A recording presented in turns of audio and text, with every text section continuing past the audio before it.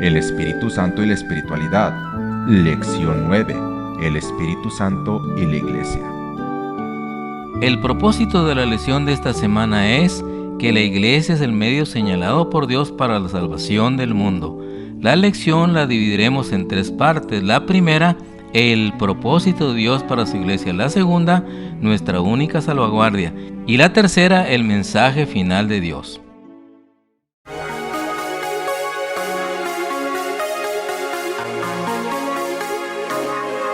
Frecuencia Cristiana.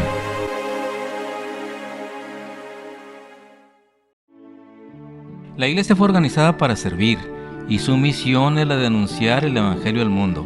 Desde el principio fue el plan de Dios que su Iglesia reflejase al mundo su plenitud y suficiencia. Los miembros de la Iglesia, los que han sido llamados de las tinieblas a su luz admirable, han de revelar su gloria. Iniciemos con la primera parte, el propósito de Dios para su Iglesia. Efesios 2, 20 al 22. Edificado sobre el fundamento de los apóstoles y profetas, siendo la principal piedra del ángulo Jesucristo mismo, en quien todo el edificio bien coordinado va creciendo para ser un templo santo en el Señor, en quien vosotros sois juntamente edificados para morada de Dios en el Espíritu. Por medio del Espíritu tenemos acceso a Dios el Padre. Jesús es la roca, el fundamento de nuestra salvación, y aquel sobre quien todas las otras partes son erigidas. No existiríamos como iglesia si el Espíritu Santo no nos uniera primeramente con Cristo.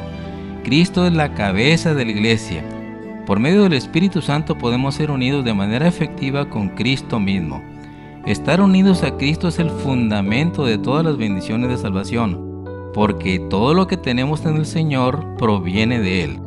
Nuestra adopción como hijos e hijas de Dios, nuestra justificación al igual que nuestra santificación, nuestra vida victoriosa sobre el pecado y nuestra glorificación, todo recibido gracias a nuestra unión con Cristo. Por ello, Él debe ser el fundamento de nuestra vida cristiana entera. La Iglesia es la depositaria de las riquezas de la gracia de Cristo, y mediante la Iglesia se manifestará con el tiempo aún a las potestades y principados en los cielos el despliegue final y pleno del amor de Dios.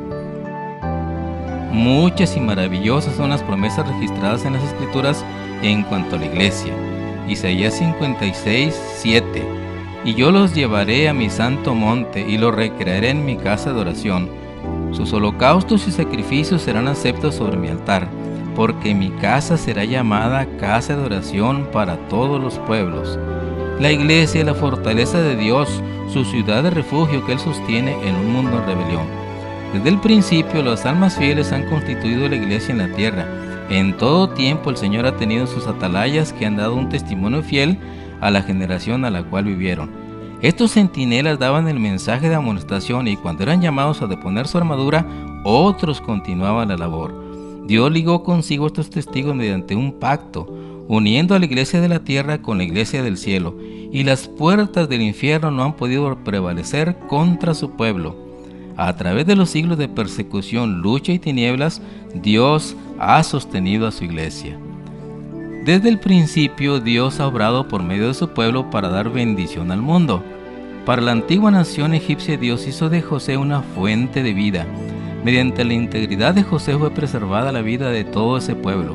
Mediante Daniel, Dios salvó la vida de todos los sabios de Babilonia. Y estas liberaciones son lecciones objetivas, ilustran las bendiciones espirituales ofrecidas al mundo mediante la relación con el Dios a quien José y Daniel adoraban. Todo aquel en cuyo corazón habite Cristo, todo aquel que quiera revelar su amor al mundo, es colaborador con Dios para la bendición de la humanidad. Cuando se recibe la gracia del Salvador para impartirla a otros, de todo nuestro ser fluye la marea de vida espiritual. Para continuar su obra, Cristo no escogió la erudición y la elocuencia del Sanedrín judío o el poder de Roma. Pasando por alto a los maestros judíos que se consideraban justos, el artífice maestro escogió a hombres humildes y sin letras para proclamar las verdades que habían de llevarse al mundo. A esos hombres se propuso prepararlos y educarlos como directores de su iglesia. Ellos a su vez habían de educar a otros y enviarlos con el mensaje evangélico. Para que pudiesen tener éxito en su trabajo iban a ser dotados con el poder del Espíritu Santo.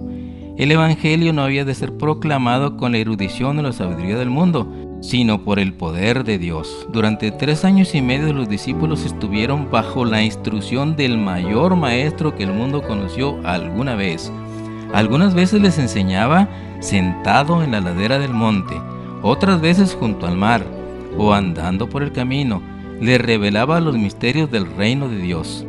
Al ordenar a los 12 se dio el primer paso en la organización de la iglesia, que después de la partida de Cristo había de continuar su obra en la tierra. Marcos 3, 13 y 14. Y después subió al monte, y llamó así a los que él quiso, y vinieron a él, y estableció a 12 para que estuviesen con él y para enviarlos a predicar, y que tuviesen autoridad para sanar enfermedades y echar fuera demonios. Los discípulos estaban por salir como testigos de Cristo para declarar al mundo lo que habían visto y oído de él. Su cargo era el más importante al cual los seres humanos habían sido llamados alguna vez, siendo superado únicamente por el de Cristo mismo. Habían de ser colaboradores con Dios para la salvación de los hombres. En estos primeros discípulos había notable diversidad. Habían de ser los maestros del mundo y representaban muy variados tipos de carácter. A fin de realizar con éxito la obra a la cual habían sido llamados, estos hombres de diferentes características naturales y hábitos de vida necesitaban unirse en sentimiento, pensamiento y acción. Cristo se propuso conseguir esta unidad.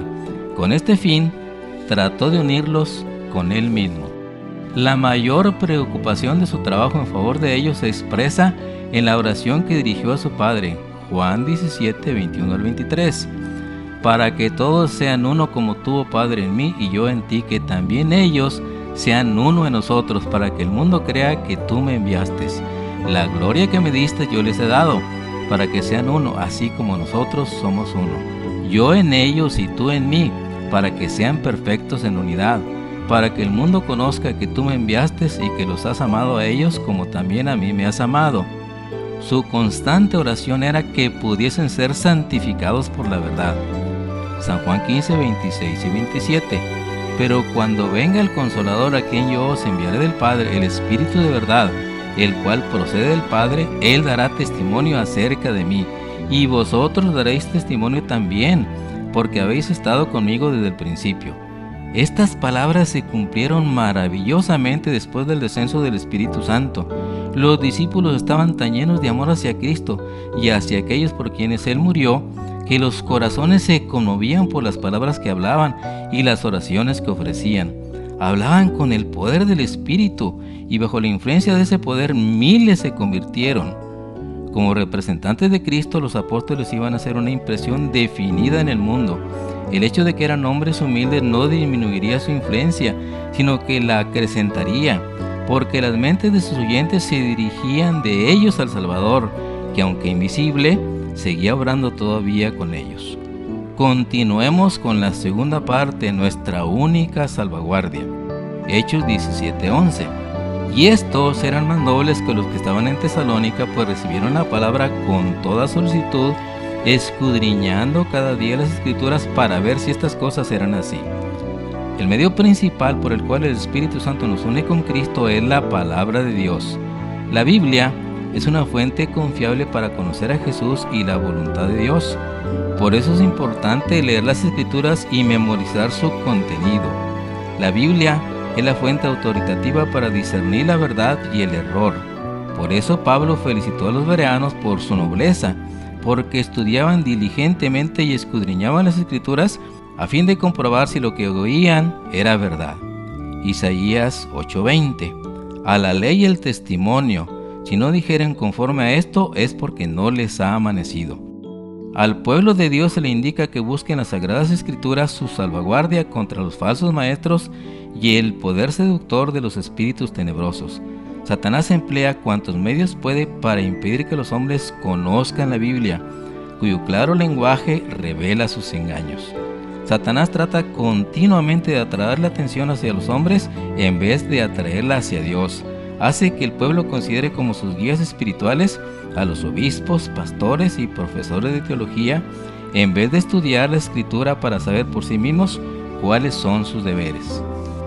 dirigiendo luego la atención de esos mismos guías, puede entonces también encaminar las multitudes a su voluntad. Conflicto de los siglos, página 581. La Biblia fue escrita no solo para los eruditos, al contrario, fue destinada a la gente común. Las grandes verdades necesarias para la salvación están reveladas con tanta claridad como la luz del mediodía, y nadie equivocará o perderá el camino, solamente aquellos que sigan su juicio privado en vez de la voluntad divina tan claramente revelada. No debemos conformarnos con el testimonio de hombre alguno en cuanto a lo que enseñan las Sagradas Escrituras, sino que debemos estudiar la palabra de Dios por nosotros mismos. Si dejamos que otros piensen por nosotros, nuestra energía quedará mutilada y limitadas nuestras aptitudes. Si se estudiara la Biblia como se debe de estudiar, los hombres tendrían grandeza de espíritu, nobleza de carácter y firmeza de propósito, cosas que raras veces pueden verse en este tiempo. No se saca sino un beneficio muy pequeño de una lectura precipitada de las Sagradas Escrituras. Uno puede leer toda la Biblia y quedarse sin embargo sin ver su belleza y su significado profundo y oculto. Un pasaje estudiado hasta que su significado nos resulte claro y evidente su relación con el plan de salvación, resulta de mucho más valor que la lectura de muchos capítulos sin un propósito definido y una instrucción positiva. Tened vuestra Biblia a la mano, leedla cuando tengáis oportunidad, fijad los textos en vuestra memoria. Aún al ir por la calle podéis leer un pasaje y meditar en él hasta que se grabe en la mente. Dios tendrá en la tierra un pueblo, su iglesia, que sostendrá la Biblia y la Biblia sola como piedra de toque de todas las doctrinas y base de todas las reformas. Ni las opiniones de los sabios, ni las deducciones de la ciencia, ni los credos y decisiones de los concilios tan numerosos y discordantes como lo son las iglesias que representan, ni la voz de las mayorías, nada de esto, ni en conjunto ni en parte, debe ser considerado como evidencia en favor o en contra de cualquier punto de fe religiosa. Antes de aceptar cualquier doctrina o precepto, debemos cerciorarnos si lo autoriza un categórico "así dice Jehová". Finalicemos con la tercera parte, el mensaje final de Dios. Hechos 2:41. Así que los que recibieron su palabra fueron bautizados, y se añadieron aquel día como 3,000 personas. Hechos 4:4. Pero muchos de los que habían oído la palabra creyeron, y el número de los varones eran como 5,000. El Espíritu Santo fue el responsable del esfuerzo misionero más poderoso que la historia había presenciado hasta ese momento. Dios puede hacer más por medio de un grupo pequeño que está unido a su devoción a Él que lo que puede hacer por medio de un grupo grande pero dividido.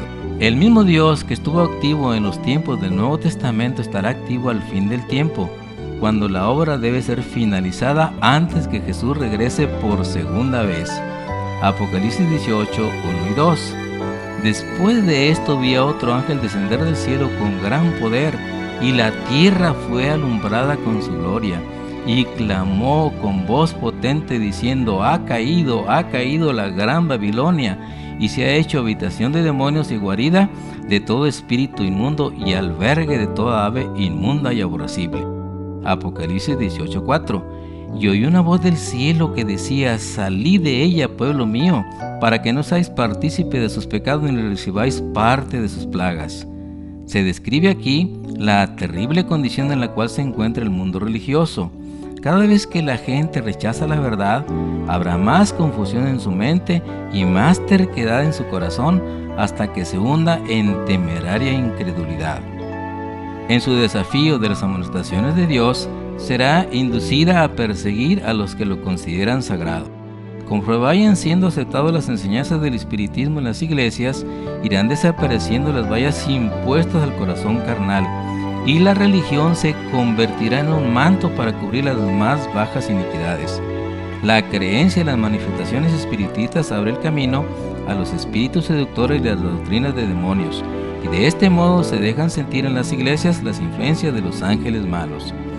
Se dice de Babilonia que sus pecados han llegado hasta el cielo y Dios se ha acordado de sus maldades. Apocalipsis 18:5.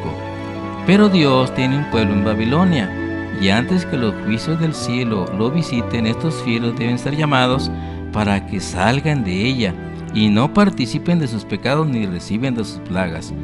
Estas declaraciones, unidas al mensaje del tercer ángel, constituyen la amonestación final que debe ser dada a los habitantes de la tierra.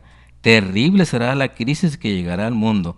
Unidos los poderes de la tierra para hacer guerra a los mandamientos de Dios, decretarán que todos los seres humanos se conformen a las costumbres de la iglesia popular y observen el falso día de reposo.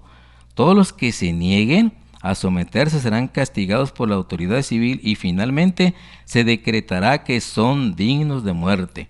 Por otra parte, la ley de Dios que impone el día de reposo del Creador exige obediencia y amenaza con la ira de Dios a los que violen sus preceptos. Dilucidado así el asunto, cualquiera que desobedezca la ley de Dios por obedecer una ordenanza humana, recibe la marca de la bestia y recibirá también de la ira de Dios. Pero nadie la sufrirá hasta que la verdad haya sido presentada a su espíritu y a su conciencia, y que la haya rechazado. La obligación de observar el cuarto mandamiento a muchas personas no les ha sido presentada jamás bajo su verdadera luz. Aquel que lee en todos los corazones y prueba todos los móviles no dejará que nadie que quiera conocer la verdad sea engañado en cuanto al resultado final de la gran controversia. El decreto no será impuesto estando el pueblo a ciegas. Cada cual tendrá la luz necesaria para tomar una resolución consciente. Decidamos hoy ser un fiel miembro de la Iglesia de Cristo, escudriñando diariamente las Sagradas Escrituras, velar y orar pidiendo el derramamiento del Espíritu Santo en su Iglesia y predicar el mensaje final de Dios para este mundo y cantar: Iglesia de Cristo, reanima tu amor y espera velando a tu augusto Señor. Jesús el esposo vestido de honor, viniendo se anuncia con fuerte clamor.